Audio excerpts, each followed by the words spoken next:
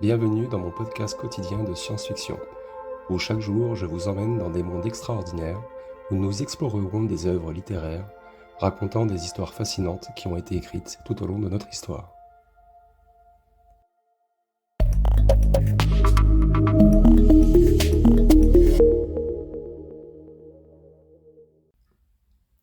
« 1816, le dernier homme.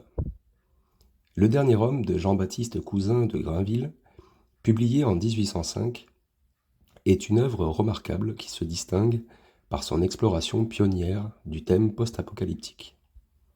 L'intrigue se déroule dans un avenir lointain où la Terre est sur le point de devenir stérile, et l'humanité est au bord de l'extinction.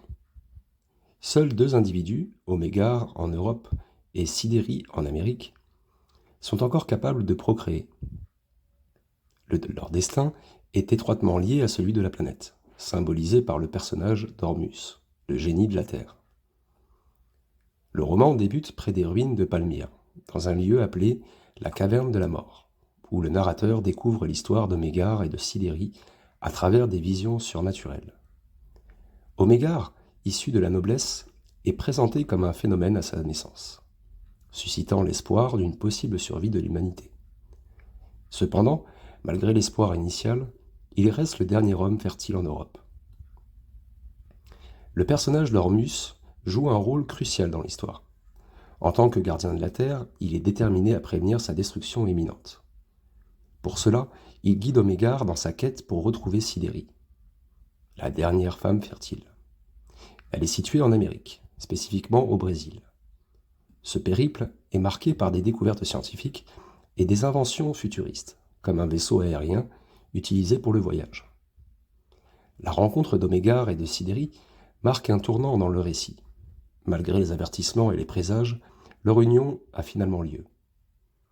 Cette union, cependant, est menacée par des forces extérieures, notamment les habitants de la ville du Soleil au Brésil, qui craignent les conséquences de leur relation. Pour éviter les conflits, Omégare et Sidérie retournent en Europe à bord de leur vaisseau aérien.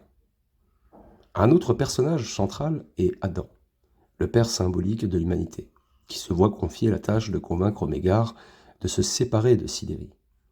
Adam, condamné à assister aux conséquences des péchés de l'humanité, peint un tableau sombre de l'avenir, persuadant Omégare de renoncer à Sidérie.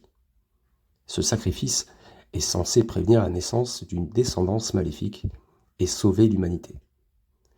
Le roman se termine sur une note de mélancolie et de réflexion. La disparition de la fertilité humaine et la stérilisation progressive de la Terre symbolisent la fin d'une ère. Les efforts d'Ormus pour revitaliser la Terre, notamment en proposant de conquérir les océans, échouent finalement, soulignant à coup sûr le destin de l'humanité. Le dernier homme se distingue par sa riche imagerie et ses thèmes profonds. Il mélange le fantastique et la science-fiction, tout en abordant des questions philosophiques et morales. Les thèmes du destin, du sacrifice, de l'espoir et du désespoir sont tissés tout au long de l'histoire, reflétant les préoccupations et les questionnements de l'époque de Grainville.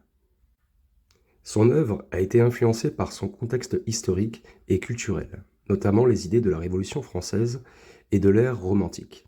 Sa vision de la fin du monde est unique par son époque, préfigurant les œuvres post-apocalyptiques modernes, Le Dernier Homme, et ainsi une œuvre fondatrice du genre, posant les bases de nombreuses thématiques et motifs que l'on retrouve dans la littérature et le cinéma post-apocalyptique contemporain.